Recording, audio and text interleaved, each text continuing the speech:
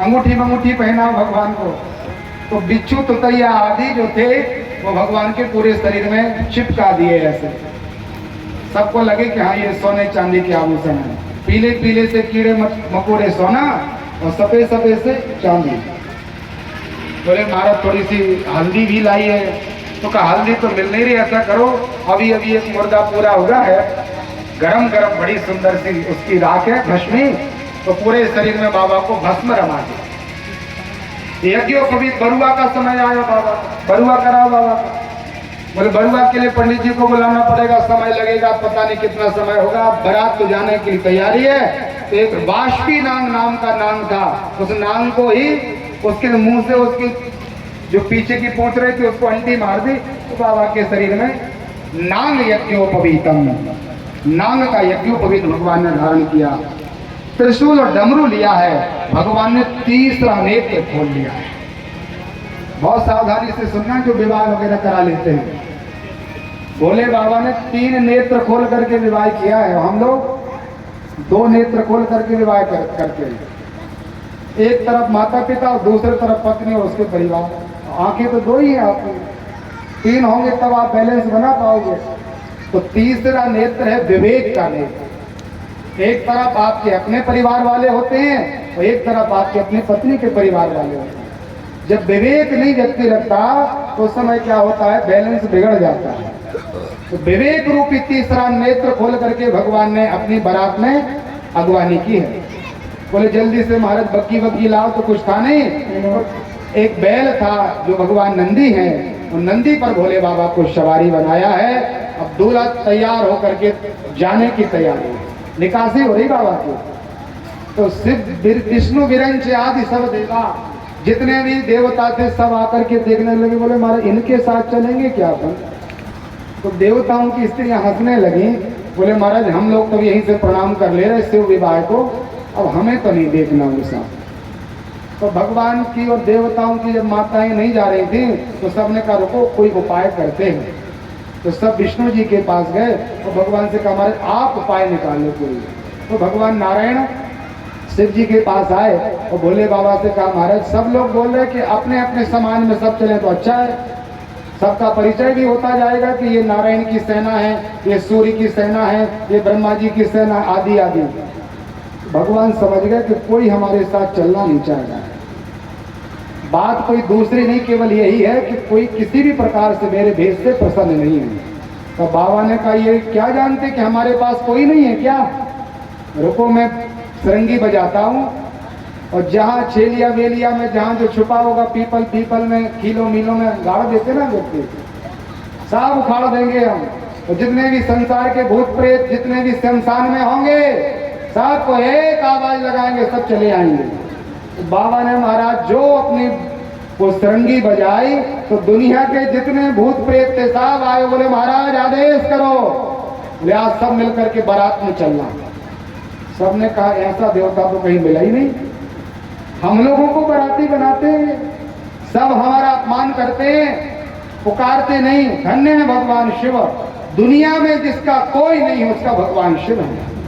और भोले बाबा ने सबको तैयार किया है। अब वो ऐसे है महाराज के क्या बताएं।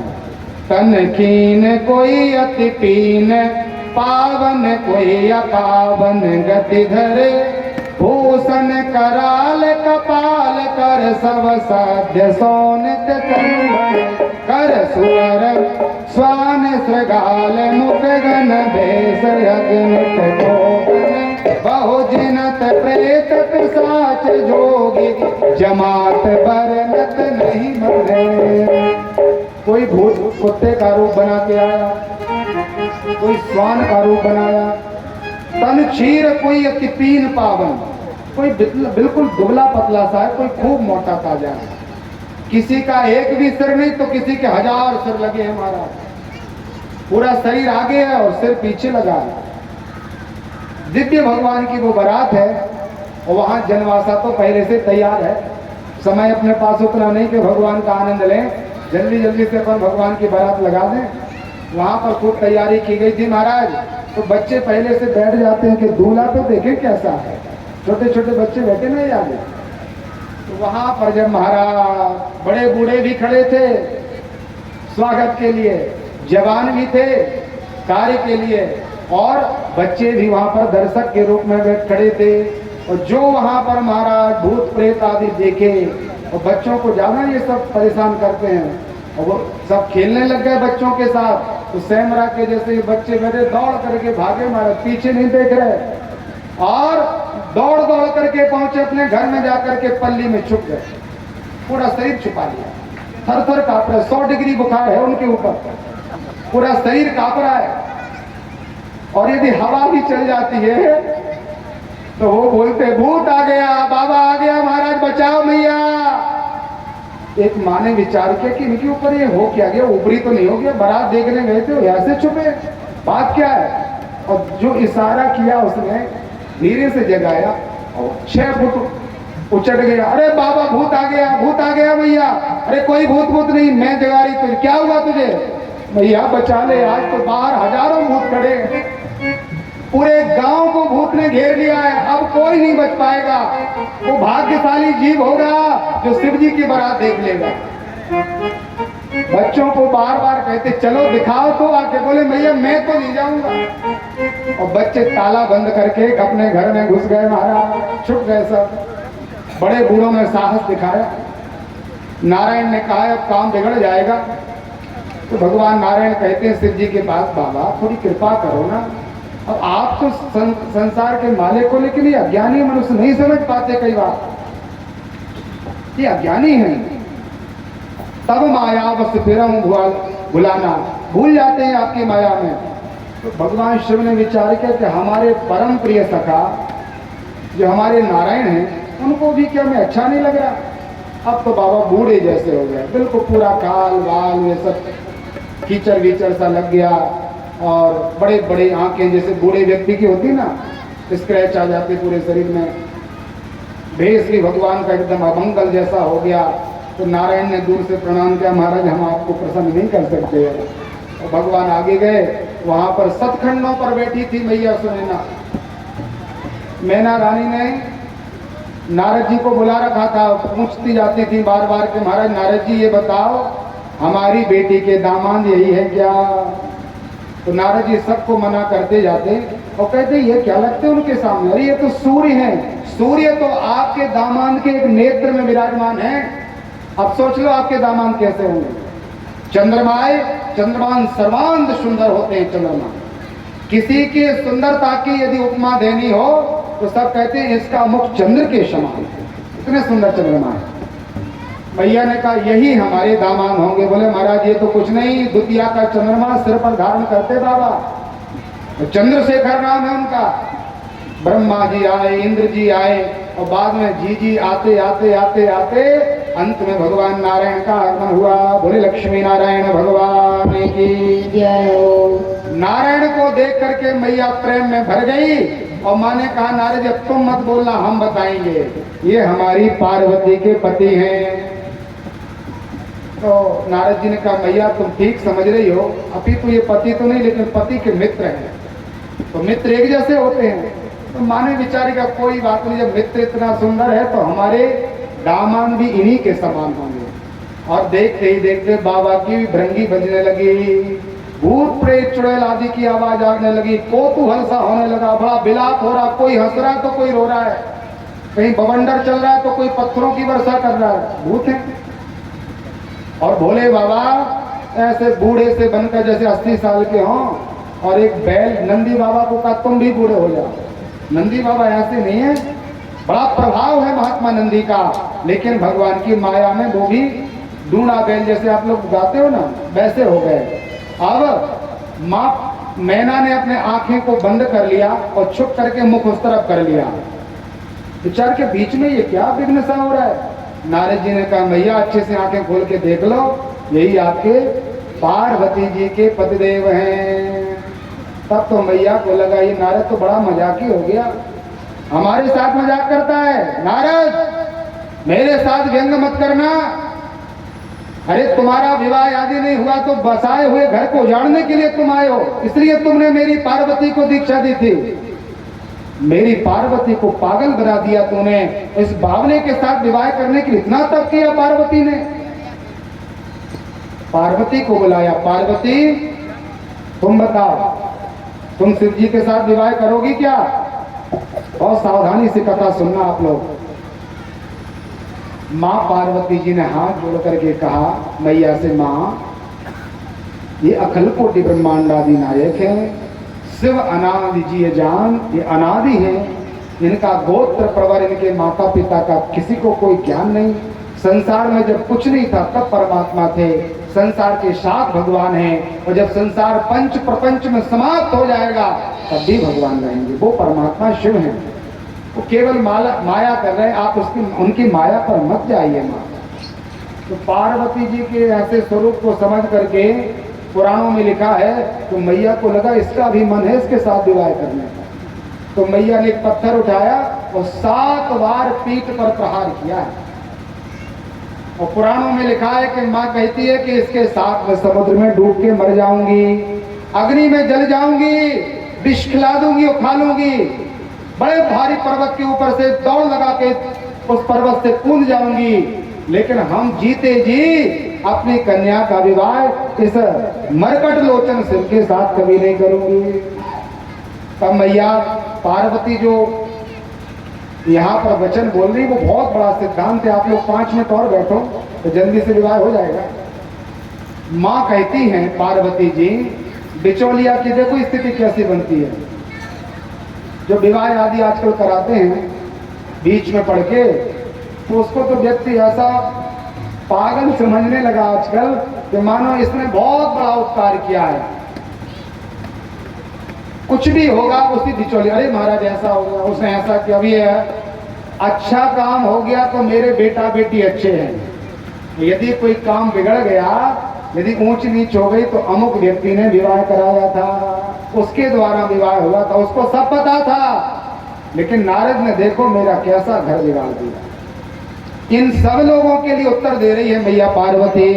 माँ कहते हैं मैया कान खोल करके सुन लो, जनु ले हो माँ तो कलंक, करुणा पर हरहूं अवसर नहीं, सुख दुख जो लिखा लार हमरे, जाय जहाँ पावो सही, सुनी हो माँ वचन विनीत, कोमल कमल अवला, सोचहि कहो भांति विधहि लगाय दोषन, नयन बार विरोधि, हाँ नयन बार विरोधि।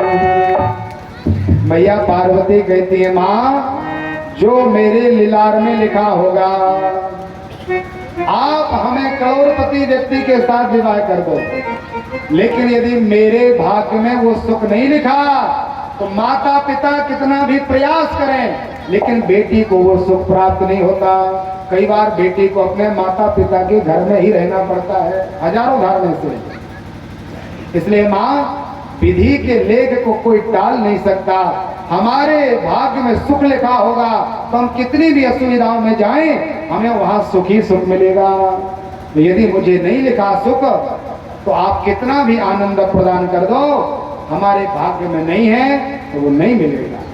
नारद जी आए और कहे मुनि सहमवंत सम जो विधि लिखा लीलार, देव धनुज नर नाग मुनि कोई न मैटन हार। कोई नहीं बैठ सकता महाराज। बड़े बड़े महात्मा आए, समझाने लगे, सब कुछ ज्ञान भैया को हुआ।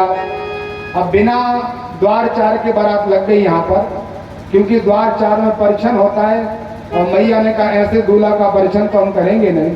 तो भगवान नारायण ने कहा देखो द्वार चार की विधि बाद में संपन्न होगी, पहले जनवासी में सबको ले जाओ, कुछ काम तो बने। भगवान के भूत प्रेत आए, बाबा से कहा हमारे इसीलिए बुलाया था, पानी तक नहीं मिला। निमंत्रण आपने दिया, खूब मालपुआ पाओगे, और यहाँ ऐसा स्वरूप बना लिया आपने कि पानी का नहीं पूछ रहा कोई। भोले बाबा ने नारायण से कहा कि भगवान पहले पंगत करा दो, फिर सब क्रियाएं होंगी। ठीक है नारायण ने कहा कि देखो हम सबकी व्यवस्था ये है, सबको भूख लगी है, आप ऐसा करो पहले पंगत हो जाए, फिर दूसरे काम बाद में होंगे। ठीक है महाराज। भूत प्रेत सब बैठ गए पत्तल वत्तल के सामने, और बड़े कौतुक में हैं अनेक प्रकार की क्रीड़ाएं करते हुए आनंद से उन्होंने भोजन पाया है। दिव्य मंडप का समय आया है और उस मंडप में मां पार्वती जी ने विश्वमोहिनी स्वरूप धारण किया। पहले भगवती जैसी थी वैसी आई, तो भोले बाबा का कोई स्वरूप बदला नहीं, लेकिन मैया ने जब दिव्यता को ग्रहण किया तो भोले बाबा को लगा कि इनको स्वरूप का अभिमान है। तो मां पार्वती का स्वरूप देख करके तत्काल भगवान शिव 16 वर्षीय दूल्हा राजा के रूप में प्रकट हो गए। बोले दूल्हा राजा सरकार की जय हो। शिव पार्वती के विवाह का चित्र आप लोगों ने देखा होगा, देखा है क्या? यदि उस चित्र को देखो तो त्रिपुंड से और चंद्रमा और त्रिशूल, तीन चीजों को ना देखो तो आप समझ नहीं सकते कि ये नारायण है कि ये भोले बाबा है। ऐसा सुंदर स्वरूप भगवान शिव ने बनाया महाराज कि पुरुषों के ऊपर पुरुष कभी मोहित नहीं होता, ये पक्की बात है। लेकिन जब आज भोले बाबा दूल्हा राजा के रूप में तैयार हुए तो देवता भी मोहित हो गए भगवान के स्वरूप को देखकर। पुरुष भी ईर्ष्या करने लगे कि ऐसा सुंदर दूल्हा तो दुनिया में कभी देखा नहीं। भगवान की दिव्य वह पानी ग्रहण की व्यवस्थाएं हुई। पंडित जी लोग नाम पूछते हैं। जब वो कन्यादान होता तो पहले एक नियम होता है, ससुर बाबा अपने दामाद से कहते हैं कि महाराज आपका नाम बताओ, क्या नाम है, क्या गोत्र है, कहाँ से आए हो, ये व्यवस्था थी। तो भोले बाबा से पूछा महाराज आपका गोत्र बताइए। तो शिव जी क्या गोत्र बताएं, आप बताइए। आप अपने पिताजी और पिताजी के पिताजी दादाजी और पिताजी के पिताजी के पिताजी परदादा जी का नाम बताइए। 3 खेरे बताओ कहाँ कहाँ रहते हो। बाबा मौन हो गए। तब महात्मा नारद जी आए और अपने पिताजी से ही कहा, क्योंकि ब्रह्मा जी वहां की पंडिताई कर रहे थे। शिव जी का विवाह ब्रह्मा जी ने पढ़ा। ब्रह्मा जी ने जब ये पूछा तो नारद जी ने कहा पिताजी आपको शर्म नहीं आती?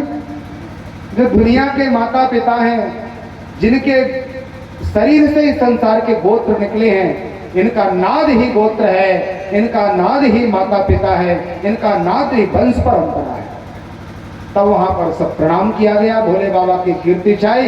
इस प्रकार से सभी प्रकार की व्यवस्थाएं भगवान शिव के पाणी ग्रहणता की पूरी हुई। भोले बाबा का विवाह मां पार्वती के साथ संपन्न हुआ। 2-4-10 दिन तक भगवान वहीं पर रुके। जितने भी पुराणों में आप कथा सुनेंगे, जिन जिन के विवाह हुए हैं, विवाह के बाद दामाद को ससुराल में रुकना पड़ता है।